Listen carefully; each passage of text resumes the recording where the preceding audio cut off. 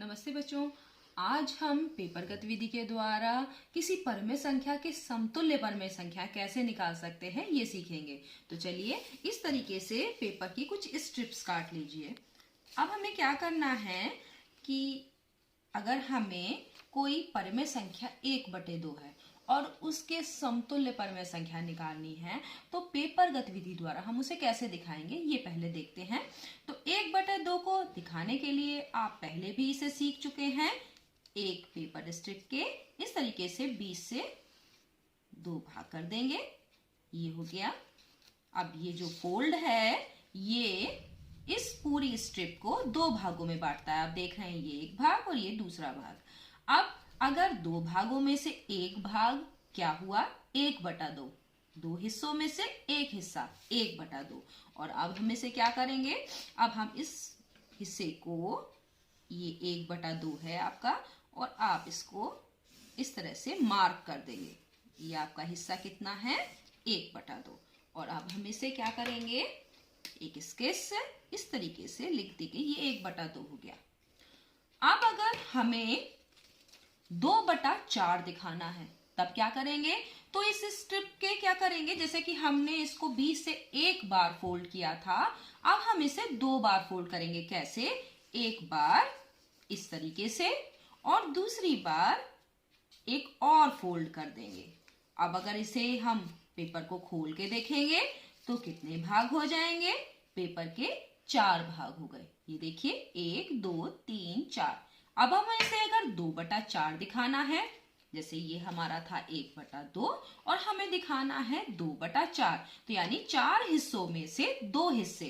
तो अब हम कितना कलर करेंगे, ये 2 हिस्सों को कलर कर देंगे। ये एक हिस्सा आपका ये है 1/4 और ये भी हिस्सा कितना है 1/4। अब इन दोनों हिस्सों को मिला दो तो कितना हो जाएगा 2/4। और अब हम यहाँ लिख देंगे 2/4, यानी ये दोनों मिलकर 2/4 हो गए। अब ये यहां से यहां तक कहां तक है, ये बीच का फोल्ड, ठीक, ये 2/4। अब अगर हमें पेपर द्वारा 3/6 को दिखाना है तो हम पेपर के कितने हिस्से करेंगे, 6 हिस्से, और उसमें से 3 हिस्से लेंगे। तो 6 हिस्से के लिए क्या करेंगे, पहले 3 बराबर भाग कर दीजिए इस तरीके से। तो ये देखिए पेपर आपका कितने हिस्सों में बट गया, 3 हिस्सों में। अब इसको क्या करेंगे, बीच से एक बराबर फोल्ड कर देंगे। ये देखिए अब क्या हो गया, अब अगर इसे खोलेंगे तो पेपर 6 हिस्सों में बट गया, 1 2 3 4 5 6। अब हमें लेना है 6 हिस्सों में से 3 हिस्से 3/6 के लिए। तो अब हम क्या करेंगे कि इन 3 हिस्सों पर ये देखिए आपका कितना है 1/6, ये वाला हिस्सा 1/6 यहां तक। फिर ये है, अगर इन दोनों को मिला दें तो हो गया हमारा 2/6। और अब हमें लेना है 3/6, तो ये तीनों मिलकर क्या हो गया 3/6। और अब हम इसे क्या करेंगे, यहां पर लिख देंगे ये हिस्सा है 3/6 हो गया। अब अगर हमें 4/8 लेना है तो एक स्ट्रिप के कितने भाग करेंगे, 8 भाग। 8 भाग के लिए आप पहले 2 भाग कर लीजिए, फिर उसको एक बार और मोड़ दीजिए। अब हो गए 2 के 4 भाग, ये देखिए खोलेंगे तो 4 भाग हैं। फिर एक बार यानी तीसरी बार और मोड़ दीजिए और ये हो गए आपके 8 भाग।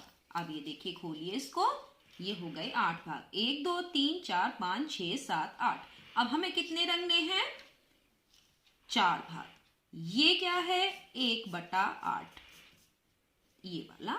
दूसरा वाला ये हो गया 2/8, ये हो गया।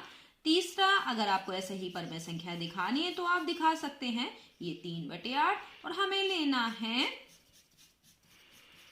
4/8। तो यहां तक आपका हो गया 4/8 और हम यहां पे लिख देंगे 4/8।